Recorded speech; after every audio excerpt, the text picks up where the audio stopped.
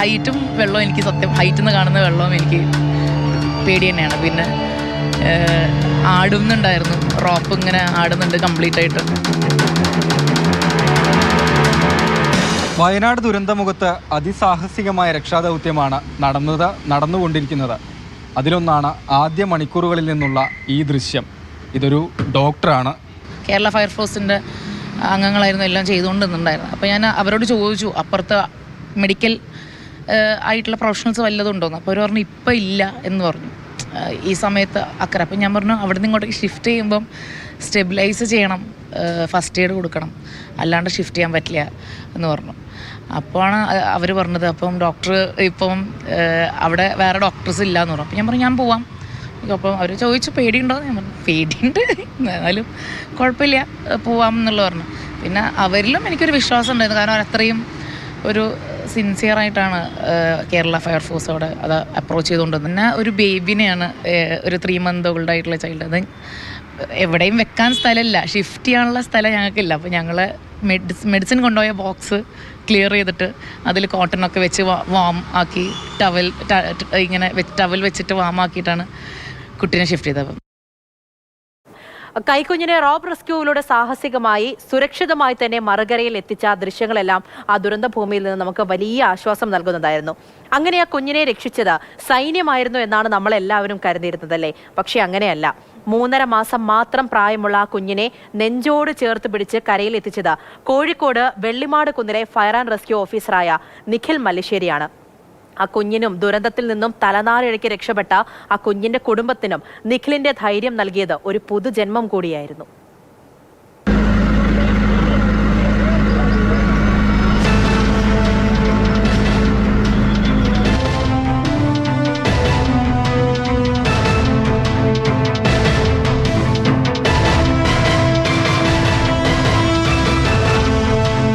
കലി മാറാതെ കുത്തിയൊഴുകി വന്ന പുഴയ്ക്ക് മുകളിലൂടെ 3 മാസം പ്രായമുള്ള കുഞ്ഞിനെ നെഞ്ചോട് ചേർത്ത് മറുകരയിലേക്ക് എത്തുമ്പോൾ നമ്മുടെയെല്ലാം ഉള്ള് പിടയുകയായിരുന്നു.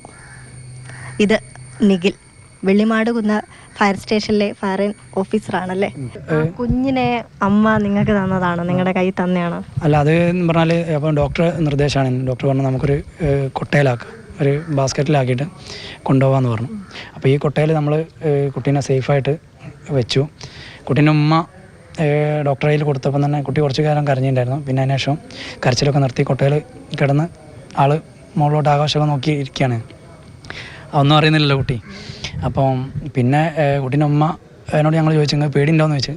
അപ്പം ഇല്ല പേടിയൊന്നുമില്ല, ഞങ്ങളെ ഫയർഫോഴ്സുകാരെ ഞങ്ങൾക്ക് ധൈര്യമാണെന്ന് പറഞ്ഞു. ഉമ്മ ഇനിയിപ്പോൾ എന്ത് വിഷയം ഉണ്ടെങ്കിലും ഈ കുട്ടീനെ ഞങ്ങൾക്ക്. നയൻതാര നമ്മളോടൊപ്പം ചേരുന്നുണ്ട്. നയൻതാര, ഈ സ്ഥിതിക്കാണ് നമ്മുടെ സൂപ്പർ ഹീറോസ് ആരൊക്കെയാണ് എന്ന് ചോദിച്ചാൽ ഒരുപക്ഷെ പറയാൻ ഒരുപാട് പേരുകളുണ്ടാകും. സിനിമയിൽ നിന്നുള്ള ഹീറോസ്, പുസ്തകങ്ങളിൽ നിന്നുള്ള ഹീറോസ്, അങ്ങനെയുണ്ട്. റിയൽ ഹീറോസ് ആരാണെന്ന് ചോദിച്ചാൽ നമുക്ക് പറയാൻ ഒരുപാട് പേരുകളുണ്ട്. പേരറിയാത്ത ഒരുപാട് മനുഷ്യരെ ഇപ്പോൾ ദുരന്തഭൂമിയിൽ കണ്ടുകൊണ്ടിരിക്കുകയാണ്. അതിൽ വേറെ 2 പേര് മാത്രമാണ് ഈ ലവ്ന ഡോക്ടറും നിഖിൽ എന്ന് പറയുന്നത്. ആദ്യം ആ ഡോക്ടറിനെ കുറിച്ച് സംസാരിക്കാം. പുള്ളിക്കാരിക്ക് ഉയരവും വെള്ളമൊക്കെ പേടിയാണ്. അങ്ങനെയുള്ള പ്രദേശത്ത്, അത്രത്തോളം ഭീകരമായ പ്രദേശത്ത് ആ പേടി മനസ്സിൽ ഒതുക്കിക്കൊണ്ടല്ല, ആ പേടിയെ മറന്നുകൊണ്ട് പ്രവർത്തിച്ചു. പൂജ, ഞാൻ അതിനു മുമ്പേ ഒരു കാര്യം പറയാം. രക്ഷാദൗത്യങ്ങളാണ് നിർവഹിക്കപ്പെടുന്നത്. ഡോക്ടറിലേക്ക് കടക്കാം. ഡോക്ടർ പറഞ്ഞതുപോലെ ഡോക്ടർക്ക് ഉയരവും വെള്ളവും എല്ലാം പേടിയാണ് എന്ന് പറയുന്നു. പക്ഷെ അതെല്ലാം മറന്നുകൊണ്ട് തൻ്റെ ദൗത്യം, തൻ്റെ കർത്തവ്യം നിർവഹിക്കേണ്ട യഥാർത്ഥ സമയം ഇതാണ് എന്ന് മനസ്സിലാക്കിക്കൊണ്ട് ഡോക്ടർ മിംസ് ഹോസ്പിറ്റലിലെ ഡോക്ടർ ഈ ദുരന്തമുഖത്ത് എത്തുകയാണ്. അന്ന് ഡോക്ടർ അവധിയിലായിരുന്നു. ഈ ഒരു ഇൻഫർമേഷൻ കിട്ടിയതിൻ്റെ അടിസ്ഥാനത്തിൽ സ്ഥലത്തെത്തുകയാണ്. അവിടുത്തെ ഒരു അന്തരീക്ഷം മനസ്സിലാക്കി ഉള്ളു പിടഞ്ഞു.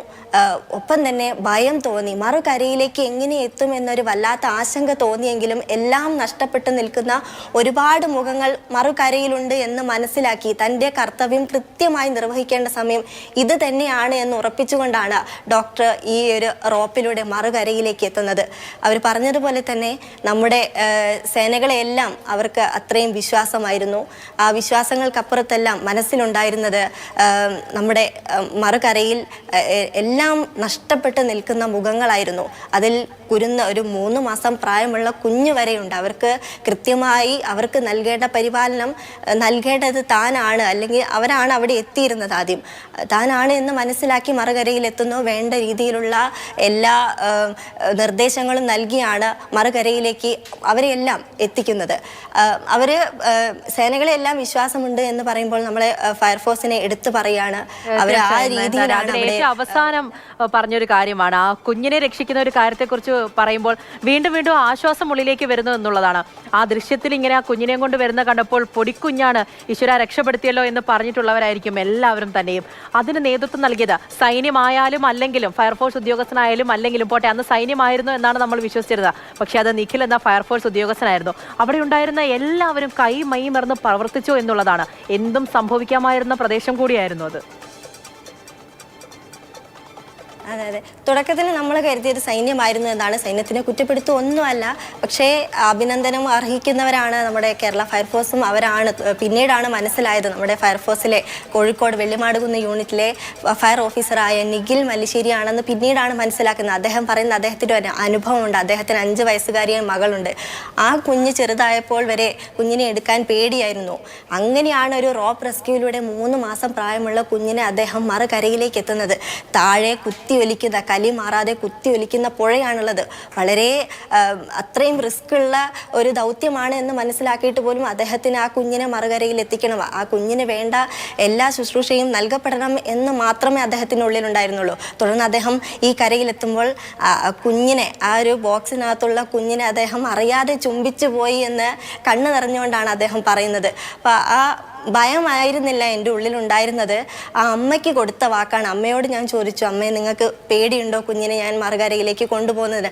അമ്മ തിരിച്ചു പറയുന്ന മറുപടി, നിങ്ങൾ എനിക്ക് വിശ്വാസമാണ്, എനിക്കൊരു കുഴപ്പമില്ല. അപ്പോൾ ആ അമ്മയ്ക്ക് കൊടുത്ത ഒരു വാക്കാണ് നിഖിൽ മല്ലിശ്ശേരിക്ക് കിട്ടിയ ഒരു ധൈര്യം എന്നാണ് ഞാൻ മനസ്സിലാക്കുന്നത്. എന്തായാലും അവിടെയുള്ള എല്ലാവരും നടത്തുന്നത് വലിയൊരു രക്ഷാ ദൗത്യം തന്നെയാണ്. എല്ലാവരും അഭിനന്ദനം അർഹിക്കുന്നവരാണ്. പക്ഷേ ഇങ്ങനെ, അതായത് നിഖിൽ മല്ലിശ്ശേരി പോലുള്ളവരെയൊക്കെ നമ്മൾ എടുത്തു പറയേണ്ടിയിരിക്കുന്നു ഈ ഒരു സാഹചര്യത്തിൽ. തീർച്ചയായും അങ്ങനെ തന്നെയാണ് പറഞ്ഞു. സൈന്യമല്ല, പക്ഷേ ഫയർഫോഴ്സ് ഉദ്യോഗസ്ഥനാണ് എന്ന് പറയുമ്പോൾ ഒരിക്കൽ പോലും സൈന്യത്തെ കുറ്റം പറയുകയോ അല്ലെങ്കിൽ സൈന്യത്തിന്റെ പ്രവർത്തനം ഒന്ന് ചെറുതാണ് എന്ന് പറയില്ല.